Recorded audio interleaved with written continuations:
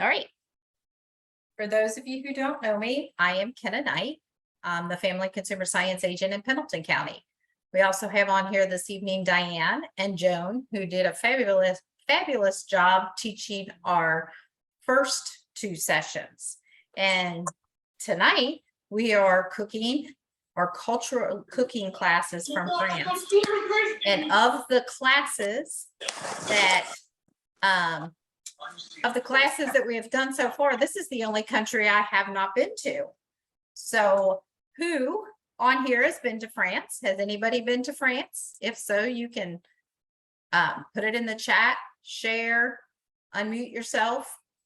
If you have been to France, what are things that stood out to you?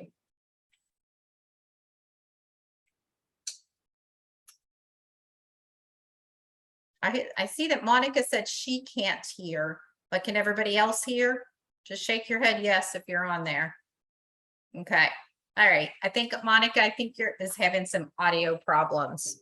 So maybe Diane or Jennifer can text her or message her and try to help. Tony's friend just came back and really loved it. It's on my bucket list. I might go there sometime. And it actually is probably one of the most visited places if you travel internationally. And why do you think that's big? What's big and known, or what do you think of when you think of France? Paris. What's in Paris? The Eiffel Tower. The Eiffel Tower. All right. And that's one of the most visited locations, is people going to Paris. What else do you think of when you think of France? Bread. I see bread written in the chat. They're really known for their cooking. Can you think of a French chef who stands out to you as a French chef that really made the French cuisine very popular in America?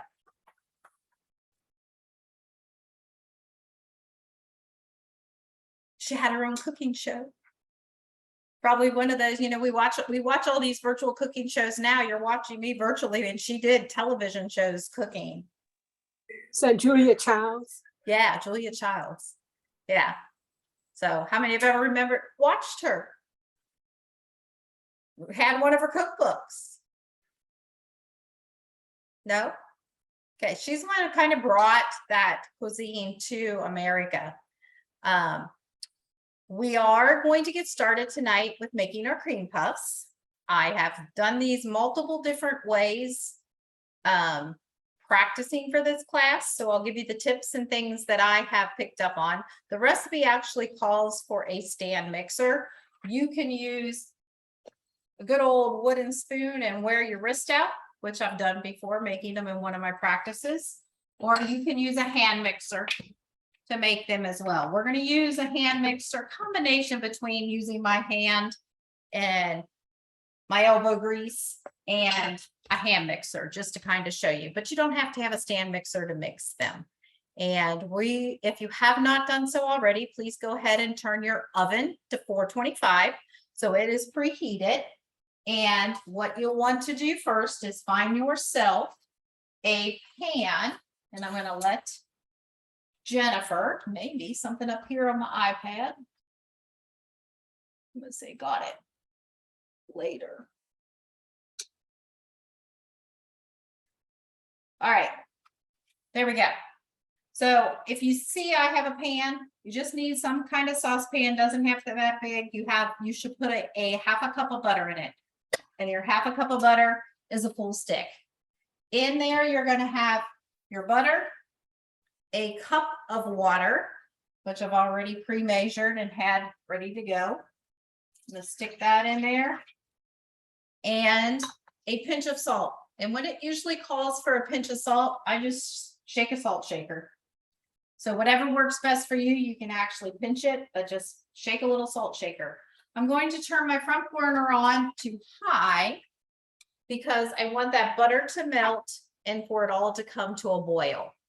So go ahead, get your cup of water or milk.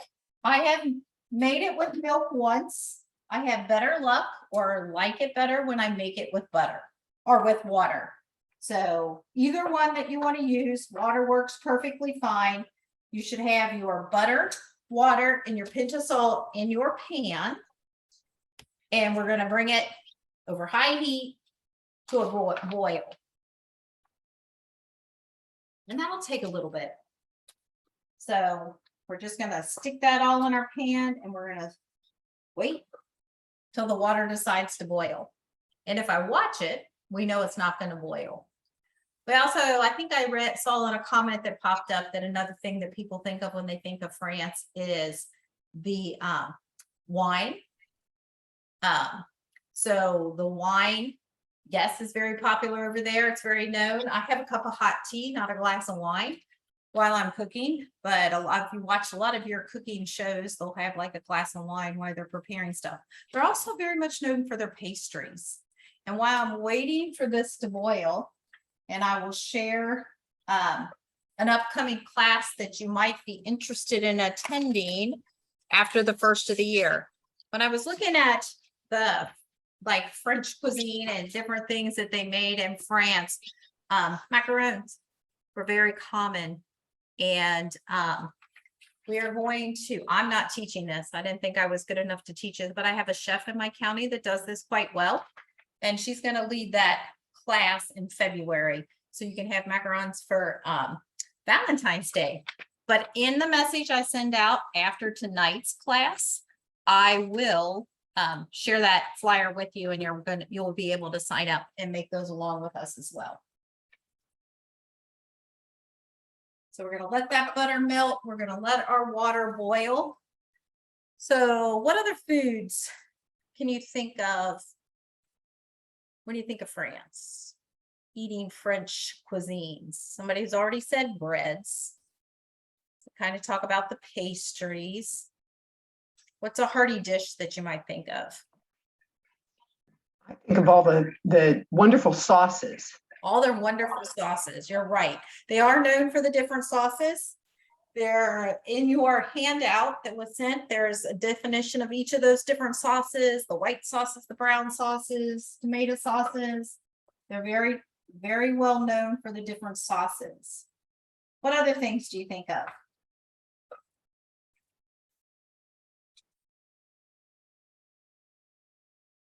Cooking with the wine, but use cheese. Yeah, they're known for their cheese as well. They're very famous for their cheeses. There's a recipe in your handout that I was going to do this evening with you. And yeah, that recipe's in there too, the beef one. But this one was and I don't say it right because I think I always want to say AU as AU, but it's Congoven. And I was going to make that tonight. I made it at home. I made it for my family. My family had mixed reviews on it. But I didn't know everybody's thought of, marinating in wine and actually using wine, and there wasn't a good substitute for it. But I will tell you, the recipe that's in the handout is very delicious. It's kind of funny. My brother, I sent some up there for them to taste test as well. He says the sauce was really good, but it had a strong wine taste. Maybe you can leave the wine out the next time. And I'm thinking that was the sauce, and you like the sauce. But it is a very easy recipe and it is very good. So I encourage you to try that recipe and some of those other recipes in your handout as well. So if your pot's like mine and you have it on your burner, it might be starting to act like it's ready to boil. One thing somebody told me, and mine's boiling. So once mine boils, I'm going to turn it off, even though your recipe kind of says, the recipe says, reduce to low heat and add flour all at once. I don't like the flour to be added while my water's boiling. I want my burner to cool down a little bit. I want that hard boil to slow down a little bit. So I even tilted it off of my burner just a tad. And once I know it's not boiling, but it's still extremely hot, you're gonna add a whole cup of flour. So 1 whole cup of flour goes into this mixture. And you're just gonna stir that in. And basically, what you're gonna end up with is a ball. A moist ball as you're mixing it together. It should be kind of sheen looking. But you're just gonna mix it all together, make sure all that flour is incorporated in. It says it would take about 2 minutes while you're mixing it in, but you're mixing that flour in all at once, and you want to make sure all that flour is stirred into the water and butter mixture. It says you should be able to push it down with a spoon, and you should have that impression when you lift it up. I like using a wood spatula. Bamboo is some of my favorite tools to use in the kitchen. And because I turned my burner off already, I think mine's ready to go. It then has to cool for 5 minutes before we start adding our other ingredients. So I'm going to switch this to a bowl. So if you want to find a bowl, you could do all your mixing in that pan. I just figured if I switched it to a bowl, it's going to cool down just a little bit more. And I'll adjust my camera here in a second so you can see a little better where I'm moving to that bowl. And then I'm done with my pan, so I'm going to discard that.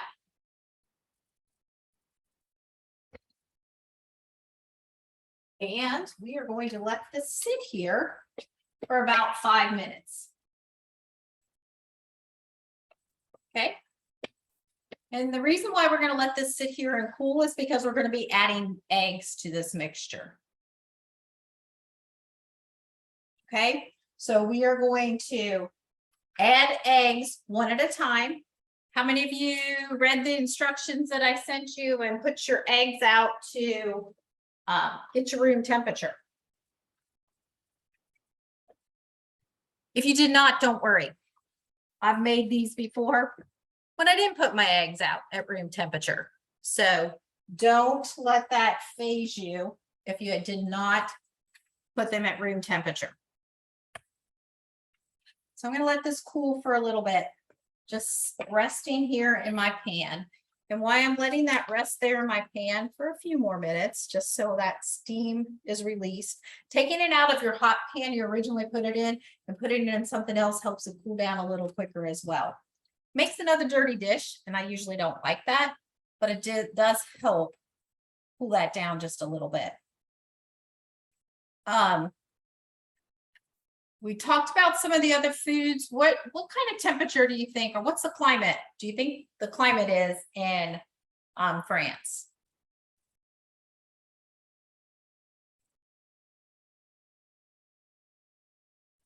Says the north part of France is usually a little cooler. The south part is a little bit warmer. The south part is really good for known for growing lemons and oranges as well. There's a famous race that usually happens in France. What do they race on? Or what means of transportation are they racing sometimes in? Bicycles. Bicycles. Yeah. Not my means of transportation, but you're right. The Tour de France is very popular. Okay, the recipe says you can use 4 to 5 eggs. I don't know how you know what you actually need. I've used 5 eggs. I've used 4 eggs. I've got it to the point where I thought it was good. But while we're letting this rest for just a few more minutes, if you've not done so already, find yourself a sheet pan and put yourself a piece of parchment paper on that sheet pan. So you'll be ready to put your cream puffs on it. Your cream puffs, as we put them on it, we can use just a regular gallon-sized baggie to pipe them out into it. If you happen to be fancy and have piping bags, you can get that as well. You also can use, and I didn't get one out, but you can also use just like an ice cream scoop, whatever works easiest for you. So you're gonna get your sheet pan, get some parchment paper on there. Once you got that done, we're gonna move on and start incorporating one egg at a time. I have a nice little bowl right here that I'm gonna crack my first egg in, so it's ready to go. You always want to crack it in a separate bowl so you can make sure shells and that don't get in it. I'm going to add my egg to my batter. I'm going to mix this one by hand. I'm going to get it started. Mix it in a little bit. Get that off my spoon. And then it's going to get a little loud. Sorry, because I can't mute and record at the same time. But when you get your mixer going and you want to mix it, you want it at as low a speed as possible. And sometimes these don't go very low.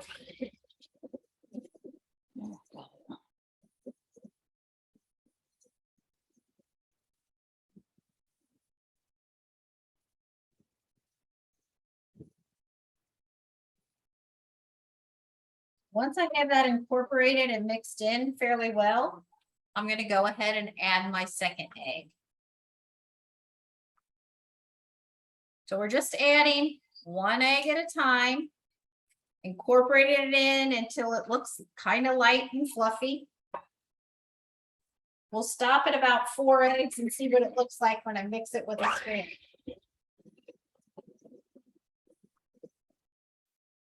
How does she get her mixer so quiet?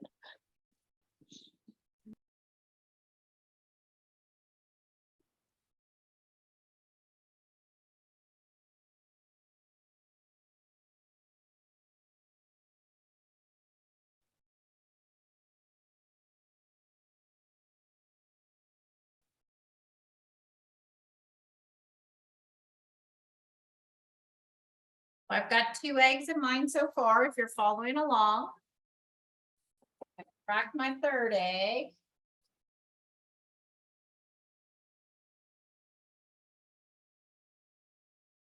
That one, I got a little bit of the shell in.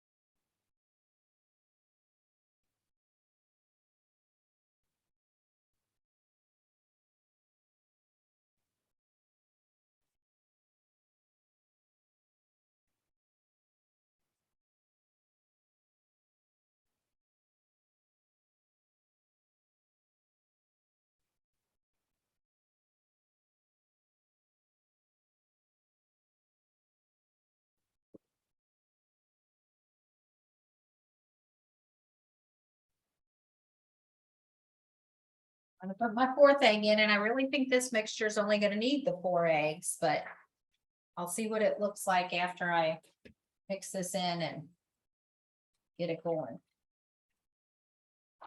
Egg number 4.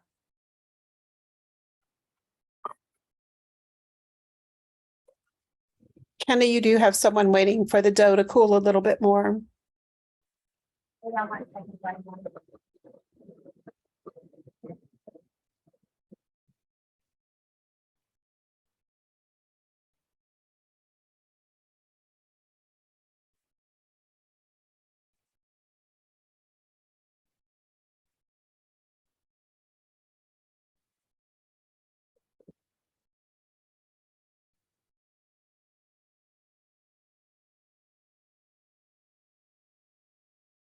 All right, sorry, Diane, could you repeat that? You have someone waiting for their dough to cool just a little bit more. Okay, Just from a little bit of experience, the dough can be a little bit warm. The goal is that you don't cook the egg when you add it to the dough. right. So it doesn't need to be cold. Right, just want the steam to stop coming off of it. When it says, about 5 minutes, that's pretty good. And I'm not gonna add my 5th egg because this dough looks shiny. This dough looks like it's perfect for the consistency that I want it to be. And I'm just gonna set some of this stuff out of my way while yous are getting to the point that I'm at.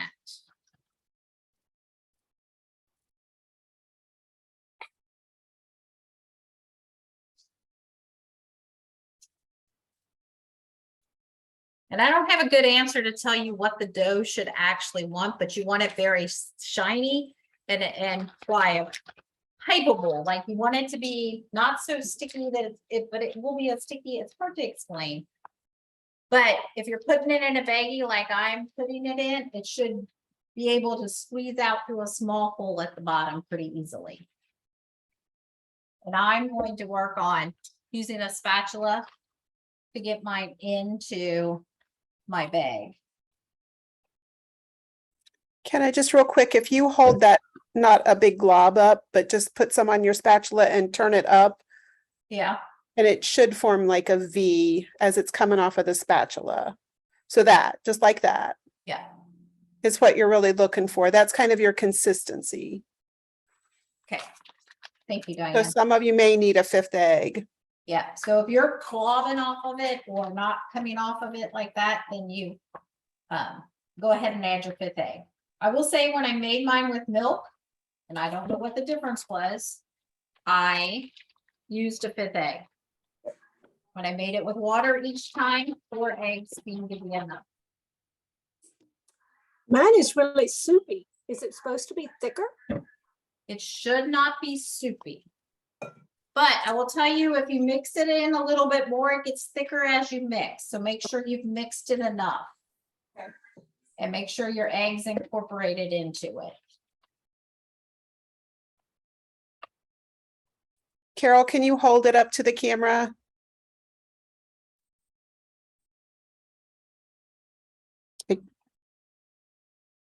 Yeah. Can you see that, Kenna? No, I did not. I'm sorry, Carol. Oh, yeah. How many eggs did you put in it? 4? You got your 4 eggs in it and you used your cup and a cup? I don't have a good thought for that, Carol. Mix it a little more and see if it thickens up as you're mixing it. Are you mixing it by hand or are you mixing it with a mixer? A mixer? Yeah, mix it a little more and see if it gets a little bit thicker as you're going.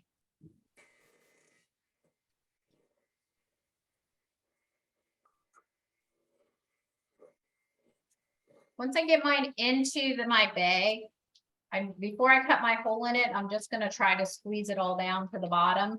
So it's down to the corner where I'm gonna cut off my tip to pipe it out.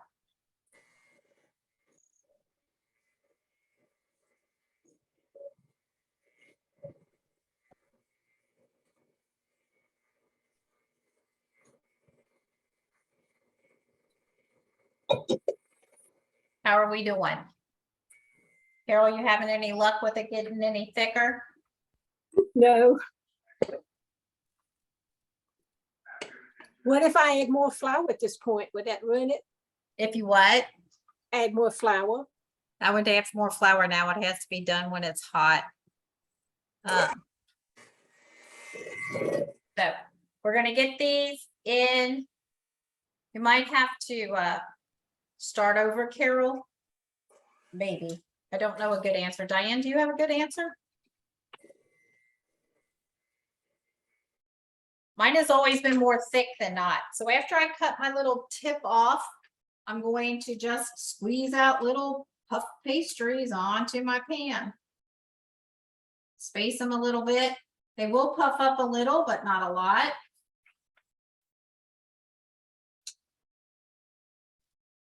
They are going in that oven at 425, so make sure your oven's at 425. The bigger you puff them out, the bigger they're going to get. But my goal tonight is to get about 12 on my pan. That one went to the side a little bit. That's okay.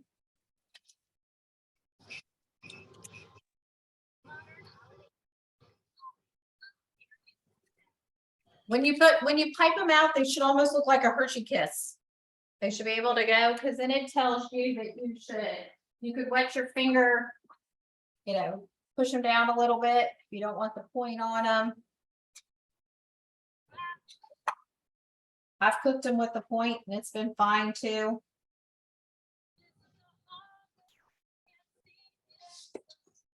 How's everybody else's batter doing? Good. I see yours in a bag. Looks good. You'll probably get more than 12 on a pan. You could. I just spaced mine a little farther apart just so you had a better visual. Your bag will allow you to put more than that on there. So you might have, add more later. All right, Claire's and cream puffs the same. They're very similar. They're shaped different. They have the same thought process when you're making them.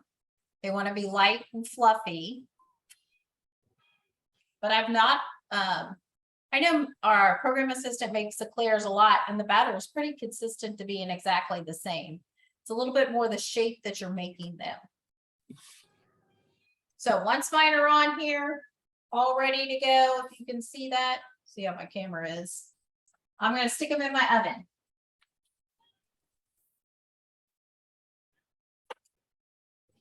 Want them in the shelf about the middle of your oven. And the recipe says they cook for 20 to 25 minutes and halfway through you rotate it. I'm going to set my timer for 15 minutes. And then I'm going to rotate it. The reason why I'm setting mine for 15 minutes, I've made these several times here. And my oven requires them to cook a little bit longer than the 20 to 25 minutes. If I do mine for about 30 minutes, they came out about the consistency that I want them to. You're going to have to know your oven to know that you're going to have to know your oven to kind of see. So if you want to start your timer at about 12 minutes, check it, turn them, and then we'll check them again at the end. But I'm setting mine for about 15 minutes. So you should have them in your oven. We're gonna turn them halfway through. I will tell you tonight, we are not making any filling for them or the chocolate glaze to go on top. I'm moving my mixer and I'll be right back.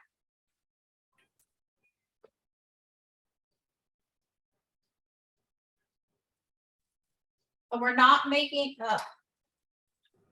I forgot to add something to mine. This is why I need to read directions as I go.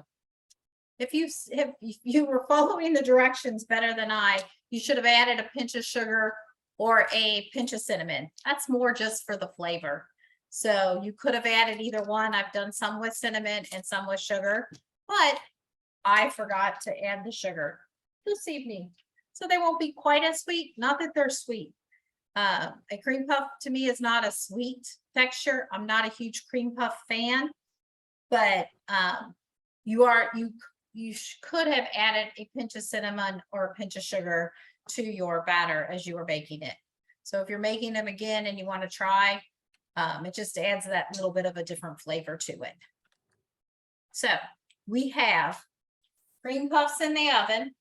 When they come out, we'll check them together in a little bit and we'll flip them around and see how we're going. I'm going to let everybody get caught up, get your cream puffs in the oven. Let me know where you're at on that so I know if we can go on to our next recipe. Carol, do you have any more luck? No? Is everybody else doing okay? I think we still have a few folks who are possibly piping, it looks Okay. like. All right, we're gonna let that piping go then. For a few of you that are piping, I'm gonna flip through my camera, see who I can see. Everybody else better feel like it came out okay? That are making along with us?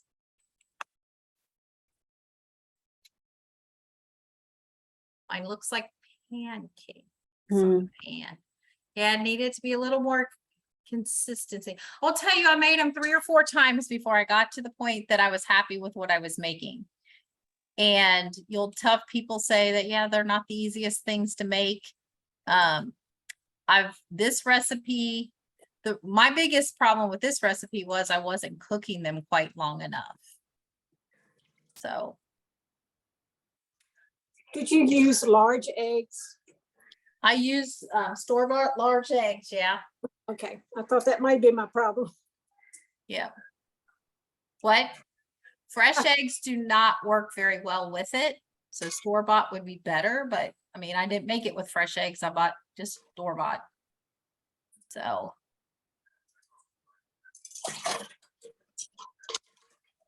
Yep.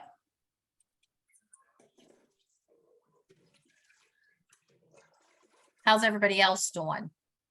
Besides the one like pancakes? Most of them are in the oven. All In right. the oven. I'm waiting for you to give me the okay on when we're moving on to our next recipe. I have my pan all lined out. If you have your ingredients together when you're cooking, it makes it so much easier. For our next recipe that we're gonna make is ratatouille. It's basically a vegetable stew, which I said in my message that I sent out because Ken, I couldn't find an eggplant. A week ago, I found an eggplant. Maybe if I went back to the store today, I would have found an eggplant, but I wasn't traveling 30 miles to look for an eggplant again. So I thought, I'm just gonna make it without an eggplant. Hopefully you found an eggplant, but pretty much vegetable it's like a vegetable stew. So you can put any vegetables in it that you like it. I hope you found an eggplant because that is what most people think of ratatouille. And I'm probably saying that wrong too. They think of it, that main ingredient being the eggplant. So hopefully you found one. If you found an eggplant, you should have an eggplant. You should have zucchini. You should have an onion. You should have your tomatoes that you're gonna dice up. You should have a cup of tomato juice, garlic, cloves, or minced garlic. I'm being lazy today and doing minced garlic. You should have thyme. You should have basil. And those are things that we'll add as we're going. You should have a green pepper if I had not said that already. And I'm adding mushrooms to mine. Sounds good. I am. Can I going ask to- a question? Yes, There was not a specific instruction on the fresh thyme. So does it go in as is? we will get to the bunch? time when we get to the time. So if you bought fresh thyme, like I bought a pack of fresh thyme. So when I add the thyme, I'll show you how we'll do the thyme. And that Okay. seasoning is added. That seasoning is added as we're cooking our eggplant. And the basil is the only thing that's added at the very end. Okay. So those seasonings, but we'll talk about, we're gonna have the tomato juice and the seasonings, except for the basil, added in step 3 of our recipe. And we'll talk about how we'll do this time when we get to there. Okay, if I have rinsed all my vegetables already because I'm working in a very confined space and I didn't want water over here as I was doing it. I have my cutting board ready to start my chopping. Put a wet little damp paper towel underneath it so it doesn't slide around if you wish. I'm going to do mine in a cast iron skillet. And the first thing I'm going to do is I'm going to cut up my onion. So I'm going to, first thing the direction says, in a large pan over medium heat, add oil until it's shimmering. Then we're going to add our onion. So I'm going to chop my onion and then I'll get my oil and olive oil started in my pan. If you took some of the classes before, maybe the knife safety class, before I start this, I'm going to go wash my hands. Sorry.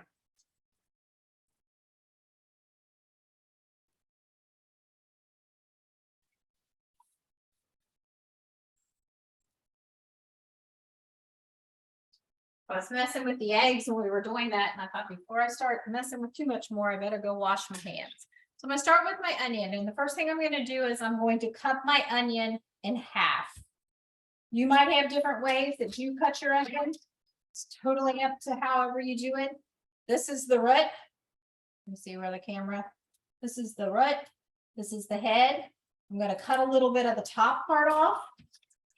And then I'm gonna peel off the layer of the onion.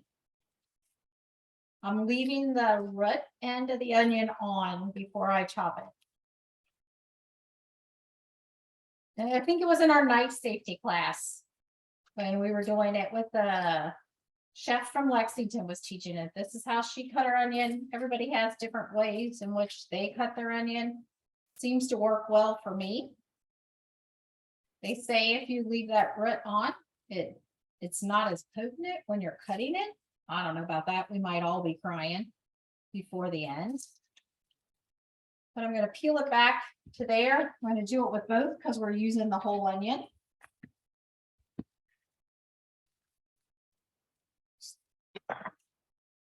Once I get this peeled, I'll go ahead and put my olive oil in my pan and start the process of getting that a little warm. It says medium heat.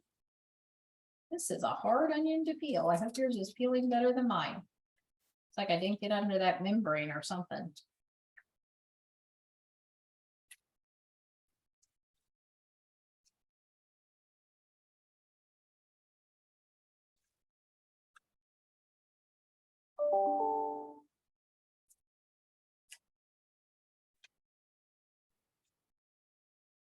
All right, I almost got it, maybe.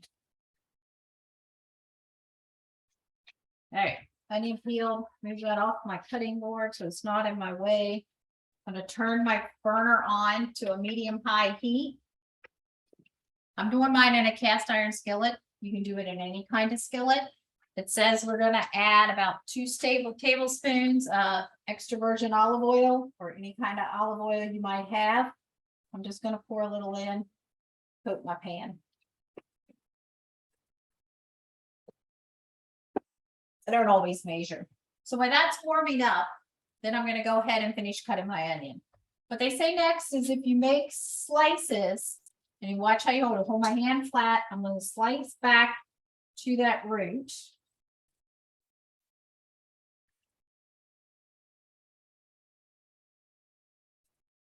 And then I'm going to cut it as like slices down.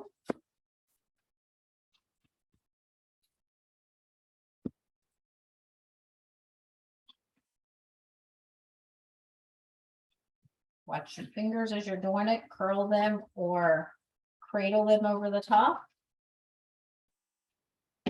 And then I'm going to slice it this way to get my nice little dices. And I'm going to do that with both of the halves. You should end up with just your root end left and nice little dices of onions, hopefully. So I'm going to do that with both sides because it does say to use a whole onion, 1 large whole onion. I'm going to repeat that same thing. I'm going to slice it in to the root. And I'm going to come back and I'm going to slice it down. I think when Joan was cooking, she said, if your people don't like onions, cut them small so they don't see them. Or you cut them big so they do see them and can pick them out. Depends on the texture of what you like. I'm just going to dice them. If you looked at the publication and are following the recipe along in the publication, the recipe has everything nice and sliced and pretty. And then you read in the directions, it says cube. So ours isn't going to look like the recipe picture, but we can slice. You can slice, you can cube, you can do whatever you wish to do. So hopefully my oil on that medium-high heat is doing well. I'm going to swoosh it around a little bit. Then I'm going to add my onion. to that pan.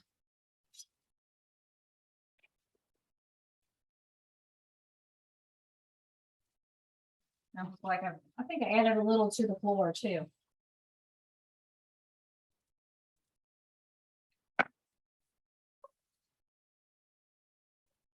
So my onion's gonna cook.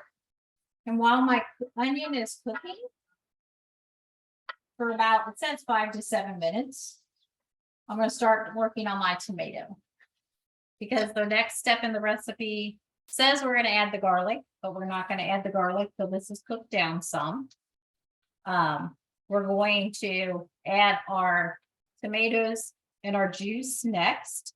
So we're gonna go ahead, if you got your onions in, go ahead and start working on your tomatoes. And basically, you're gonna dice your tomatoes and cube them. I'm gonna take a few pictures while I'm thinking about it. Because we tend to forget to take pictures when we're teaching. So your tomato, however you want to cut it, you're just gonna cube them. So I'm just gonna start slicing up my tomatoes. Tomatoes work better if you have a good sharp knife. Probably if you're like most people in a kitchen, you have your tomato knife and you don't want anybody to lose it, especially if you're slicing them to eat. My mother always had the knife, the only knife to cut tomatoes. That could be used, so she said.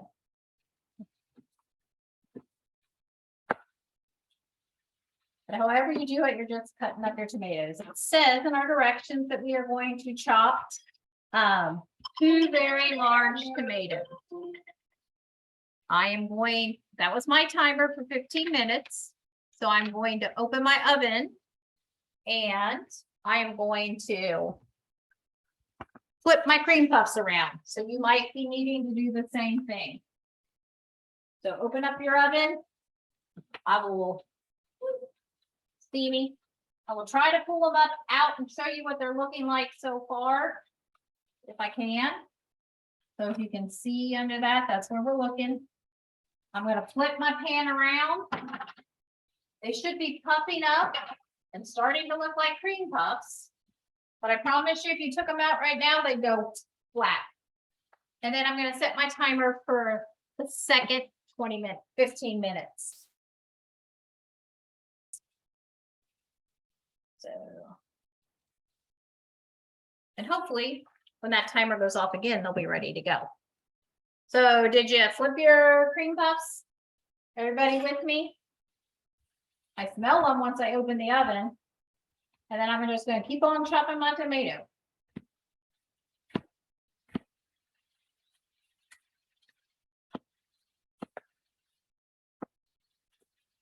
So you're going to use 2 large tomatoes. I ended up with about 5 small tomatoes because they looked better than the large tomatoes at the grocery store to me. But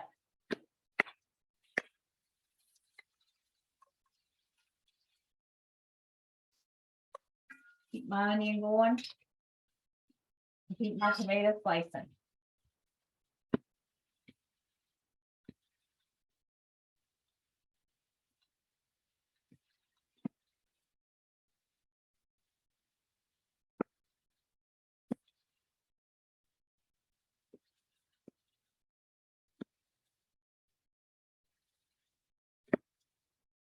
It was funny when I was making this at home and I made it for my family. My families tend to be guinea pigs. That's what our families end up doing.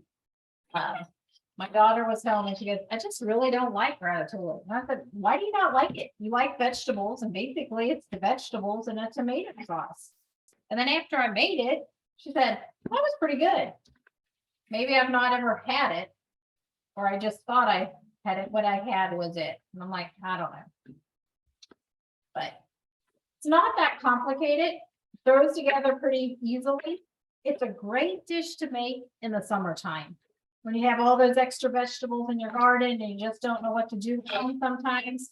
When zucchini's in season, those of you who grow zucchini know zucchini is everywhere, right? And you're always looking for something different to do it with it. You could have added yellow squash to this. You could have Added fresh green beans to this, actually. You can almost do any kind of vegetable that you want. It's typically known for zucchini and eggplant. I love mushrooms. That's why we're adding mushrooms to mine. I added mushrooms when I made it at home too. Mushrooms and garlic can go in anything as far as I'm concerned. And my tomato is sliced and ready to go. My onions are looking pretty good, so I'm gonna go ahead and add my garlic. It says for your garlic, you're gonna use, let me make sure I'm telling you right, 3 finely chopped garlic cloves. I'm using minced garlic. The last 2 classes, we talked about how to mince your garlic. So if you're using regular garlic, go ahead and get your 3 cloves ready to go.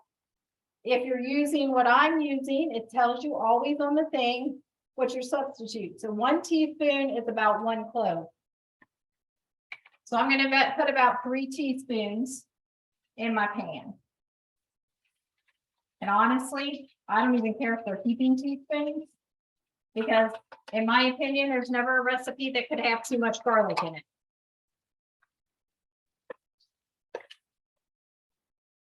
The reason why you don't put the garlic in to begin with is because you don't want your garlic to burn. It doesn't need to cook as long as your onion. And then once we add all the other things, it'll add that flavor and keep going to it. So you just kind of brown that garlic while it's in there with your onions.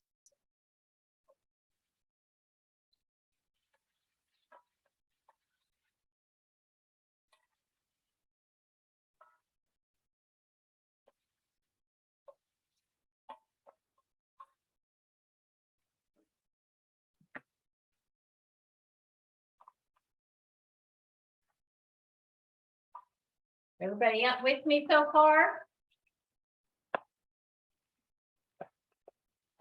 Because our next step says we're adding our tomatoes, our tomato juice, and our seasonings, except for the basil. And when you look at your seasonings are your thyme, your pinch of crushed red pepper. If you want red pepper in it, you do not have to put red pepper in it, and a little bit of salt. So I'm going to add my tomatoes into my pan.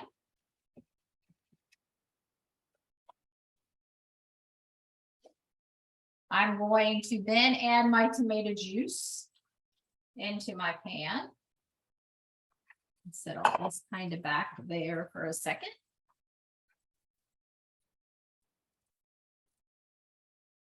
Then I'm going to take my little salt shaker, because you can always add more salt later. Just sprinkle a little salt. It says to put in a ½ teaspoon of salt, which really isn't a ton of salt. And then we're going to add our thyme, which is going to cook in it. So if you have your bunches of thyme, it just says a half a bunch of thyme. Well, if this is a bunch and I want to do a half of it, I'm going to split it in half. And it all depends. It's the seasoning. So when I pull out my sprig, and I don't know the easiest place to show you this, you're going to pull out your sprig and it has all the leaves on it. I usually hold it on the top and strip it down just to get those leaves off. And then I just add that into it. So you're going to do those with all your little pieces of your thyme.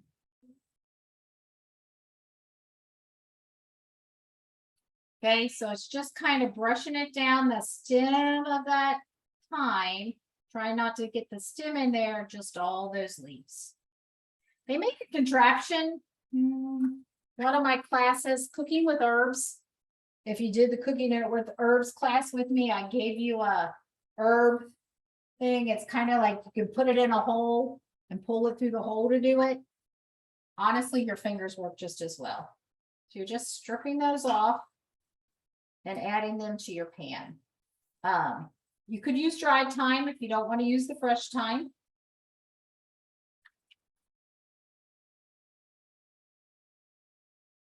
Seasonings are really easy to find right now just because of Thanksgiving. And they're not that hard to find in the store anymore. So I'm just gonna take that half a bunch and keep stripping down these leaves.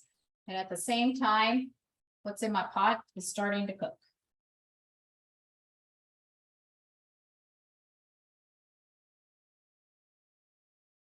Any questions so far?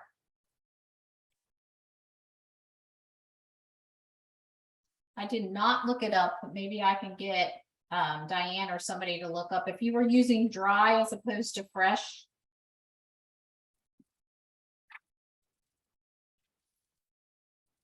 I think you have to use more fresh than dry. But just remember, it's your seasoning that you're adding. If there's another, you like rosemary, add rosemary. Does the recipe call for it? No. But if that's a flavor you like, can you add it? Yes. So somebody asked about the time. Is this making sense what we're doing with the time? Or did that kind of answer your question? Yes, thank you. Good. We're just gonna add all that I can of it. Actually, when I made it at home, I put the whole bunch of thyme in it just because I didn't know what else I was gonna do with it. So then I'm gonna cook down my tomatoes.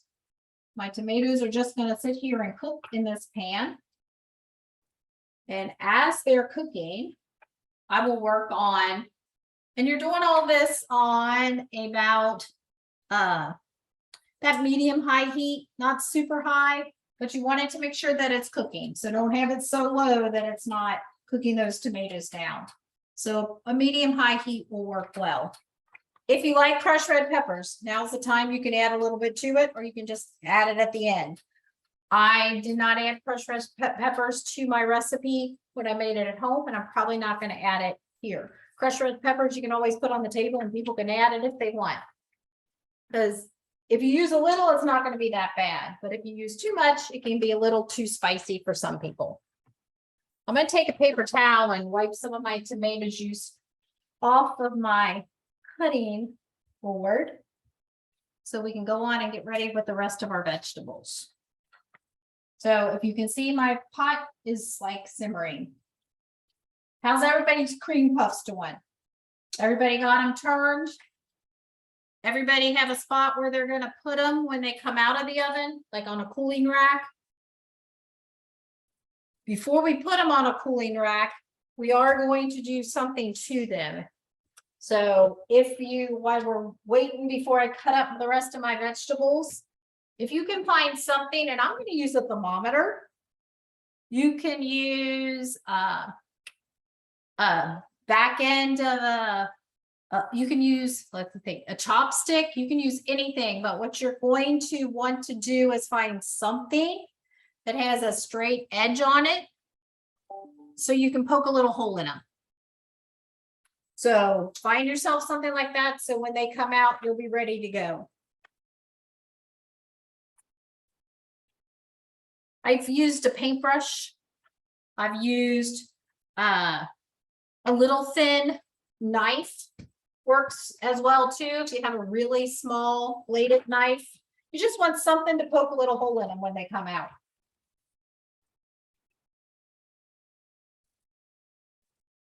Everybody good? I'm boiling really good over here. I have on my timer about 4 more minutes for my cream puffs. Might look like they're almost done. So, I will maybe before I start cutting up the rest of my vegetables, go ahead and get mine out of the oven. And when I get to where you can see this on the camera, when I pull them out, before I switch them over to my cooling rack. So I'm going to pull mine out and set them right here on this mat for a few minutes before I, then I'll poke my holes in them. The trick to the cream puffs is they have to be cooked enough so they don't deflate, and that you're supposed to beat your eggs in so they're fluffy. and have a center hole in the middle. And before the end of the session tonight, we'll cut into one and see how we accomplish this. So I'm gonna go ahead and pull mine out. Because right now, they look right about how I want them to look. Can everybody see them? They're pretty brown. Cancel off. They're a little crusty, like not hard, but they're firm. I'm going to take my handy dandy little thermometer and stick little holes in them. If you're filling them, that hole will help you know where to go in. If you're cutting them in half, like the recipe says, to put ice cream on them and a chocolate syrup on top, you will be able to do that as well. The other day when I made them here in the office, I didn't feel like making much of a filling, and we had chocolate pudding that I had given to, for something I had chocolate pudding, so I just filled them with chocolate pudding. So I'm going to move these now then to my cooling rack. And I have that behind me and you won't be able to see where it's at, but I promise we'll pull them back out before the class is over and we'll cut one open and see what they look like.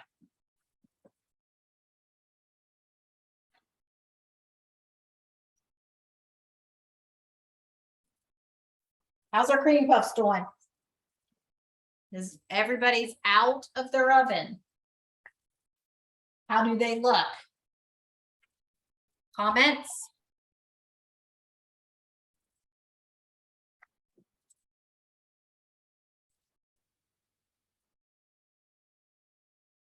Okay.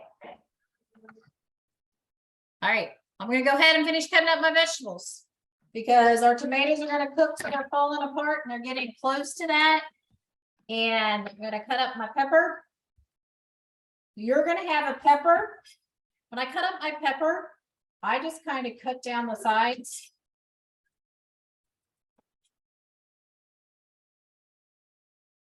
And I can cut off the bottom if I want to add it to, and then I discard the rest of this part. Then I will dice it as well. Look, Oldham County is bragging. Is what? Is bragging. Is bragging. Bragging. We're very proud of our Green puffs? yes. Good. They look good. I'll tell you, the first time that was my timer for when I was gonna take them out. I didn't turn it off. The first time I made them, they looked great when I took them out. And I followed the directions, I followed the directions. Took them out, but they weren't done. Because they went flat. I'm like, ugh. So then I realized in our ovens, they had to go a little bit longer. And it's funny, we have 5 kitchens here, or 5 small kitchens. So don't think we have like this huge office with 5 huge kitchens. We have 4 really small kitchens and 1 a little larger all together. Each one of our ovens cooks so differently. So I've cut up my pepper. I'm moving on to my zucchini. If you have an eggplant, you're moving on to your eggplant. You're giving your vegetable stew a little stir, your tomatoes, because they're cooking down. I'm slicing my zucchini. I'm not going to cube it because it is smaller. It's not a huge zucchini. You could have cut it in half and done it as well. But I'm just going to slice up my zucchini. So you need to be working on slicing your zucchini. You need to be working on cutting up your eggplant. When I made this at home, just because I know how particular my crew is, I peeled my eggplant. You do not have to. The skin is very edible. It's just a preference at that point in time. So if you think your crew would like it better if you skinned it first, I just very gently cut off the skin around the eggplant, and then I cut it up as well into like half slices. I really didn't cube it, I half sliced it.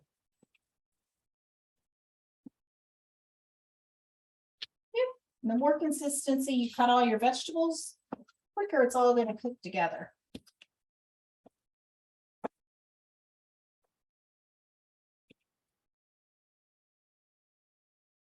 Our tomatoes said that it would take them about 20 minutes, 15 to 20 minutes till they were at falling apart consistency. Mine are getting pretty close to there, so I'm hoping that yours are as well.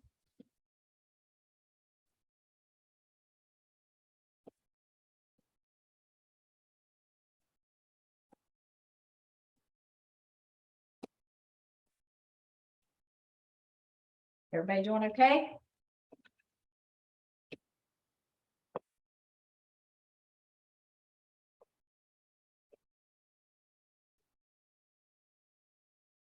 All right, I have my zucchini, my peppers. You might have an eggplant.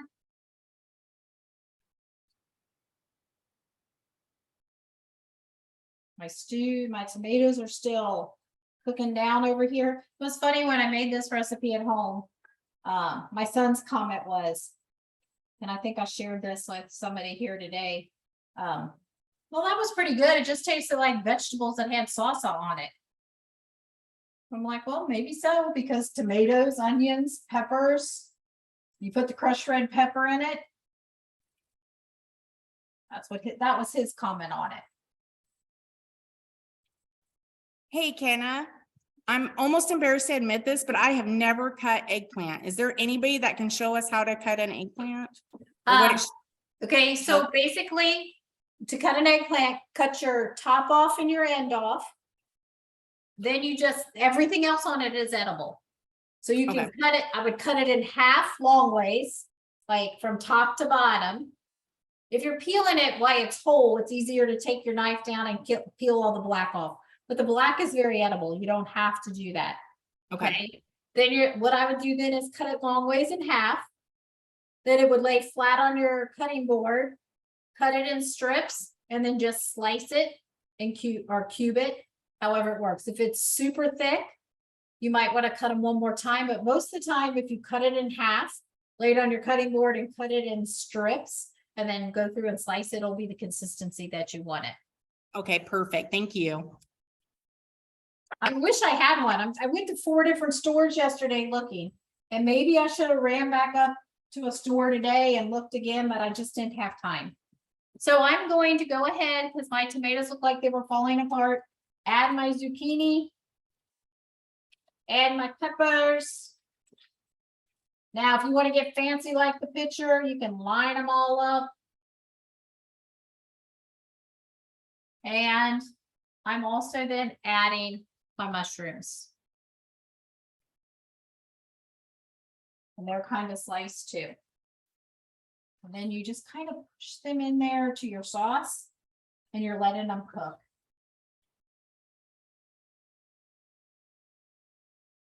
And this will take, we might be off before all your vegetables are to the tenderness that you want them to be. Because it will take a little while for these to cook. It says it'll take it about 20 minutes. You're going to be doing that also on that medium-high heat.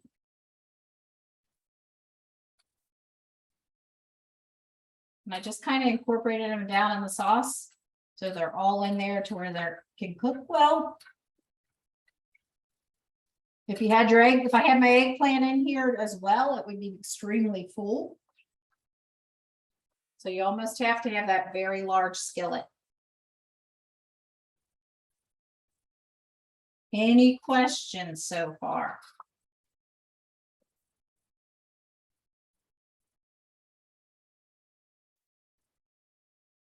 The picture makes it look also pretty because they line up everything. It all tastes the same. If you're looking for the presentation, you can line it all up.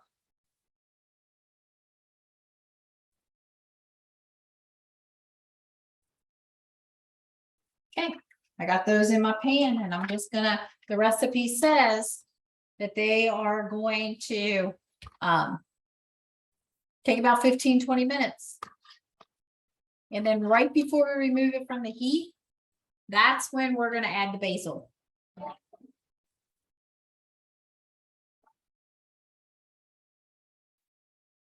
I'm gonna wipe off a little bit of this right here.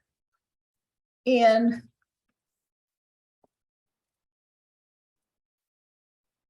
we'll talk about cutting the basil before I bring my cream puffs over and we look at our cream puffs.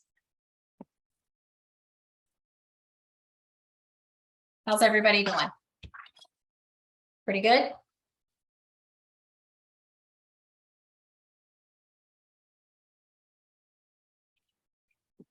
So the basil, you just have your leaves if you're using fresh basil. So you have your leaves.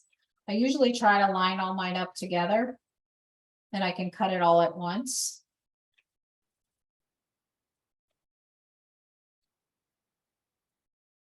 It says for our basil, we're to use 6 chopped fresh leaves. So whatever works for you.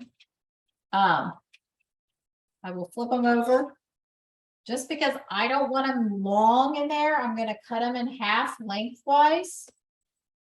And then I'm gonna gently just cut them in little strips. People sometimes call it like chiffon strips. I'm just cutting them in little strips, so then this will be ready to add after my vegetables are cooked.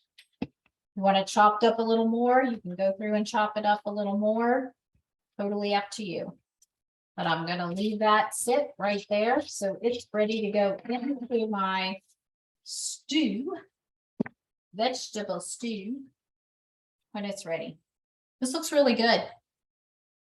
Is yours looking that good? Anybody got a good photo they can show me of theirs? A close-up? I'm gonna take a picture of mine. All right, I'm gonna pull my cream puffs back over, see what they're looking like. I don't know if my pan's still hot. Those will be the batch that didn't turn out. Because you know, that's how everything goes. So they're still puffy.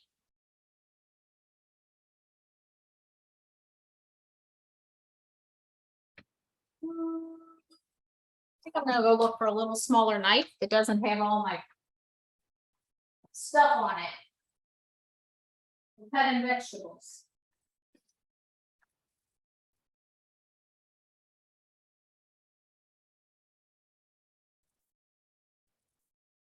So if I was stuffing them,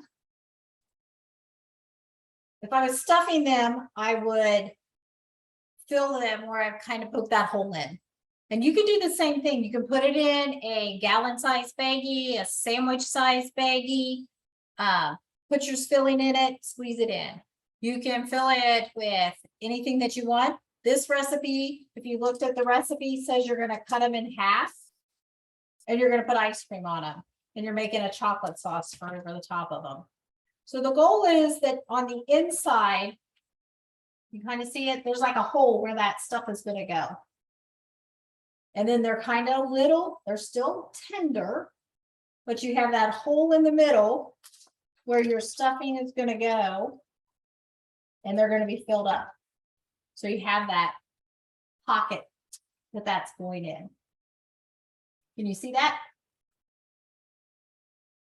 And this recipe calls that you're gonna put ice cream in there and then you're gonna dribble the chocolate syrup on top. I told you the other day when I made them here at the office, just because I was messing and they kept saying, you've made so many cream puffs, but you've not put anything in the center. I just stuck chocolate pudding in the center. I didn't really have to make anything. I just had chocolate pudding that was already in those little cups stuck in. So you could do the same with tapioca, vanilla, whatever you want. I really thought like Thanksgiving time, you could have put like cream cheese and pumpkin together, stuck them in there. And you'd have to keep them in the refrigerator. They will freeze. I would freeze them before you stuff them and then pull them out. Has anybody ever frozen before? Anybody have a good filling they've put in them before? Anybody ever made them before? Kenna's never made them until she started practicing for this. I've made it before. You have? And my mom puts chicken salad in them for taste. Yeah, that's a good thought too, Good. you know? Either or. Somebody said strawberry preserves, some kind of fruit filling is very good as well.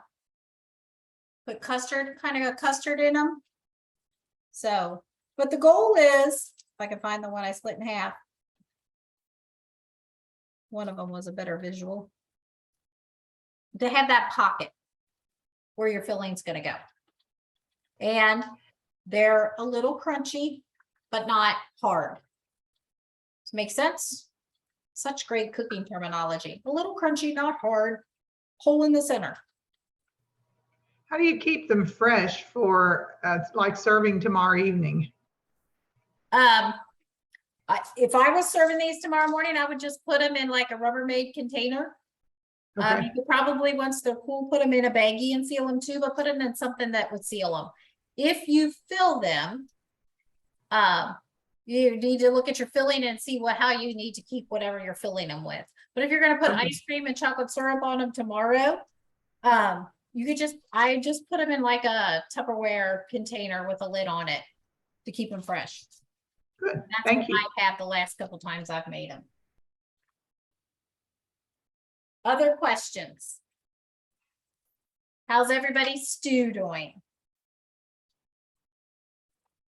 What it does say, and I will tell you, I ran this by my family because I had leftovers. That this dish, when they make it in France, can be served hot or cold.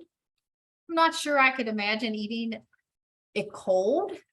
But it also says it could be blended and used as a sandwich spread. Now, that might not be as bad if you blended it all together. So anybody take the cream puffs out, taste it? I just think they taste bland. But you're talking, I'm not a Eclair cream puff person. But that's what we know. So your vegetables probably would have a little bit more time to cook. Mine are starting to get a little tender. If you're cooking along and making them with me this evening, this heats up as a leftover quite well because we did have leftovers when we had it. So if you're not eating it tonight, put it in like a casserole dish or put it in some Tupperware and then just stick it back in your skillet tomorrow. And you can heat it right back up with the meal you're having tomorrow. If you were going to do that, I would not quite cook them all the way. It would just be more realistic tomorrow, but it does reheat up well. It's very good. Diane put in there, it says it goes really good over pasta or rice with a good crusty bread. And anytime you go, you think of France and every meal you have, you're getting a baguette. Actually, I read somewhere today that baguettes are given out free in France. I don't know if that's true. I've not been to France to know that, but a very crusty hard bread to dip all the good juices out of this in is very good. So the last thing to add to this dish after it's cooked is our basil on the top. And you actually could add your basil tomorrow when you're reheating it if you're not eating it tonight. Questions? I'm going to go ahead and hit stop recording because I think I can.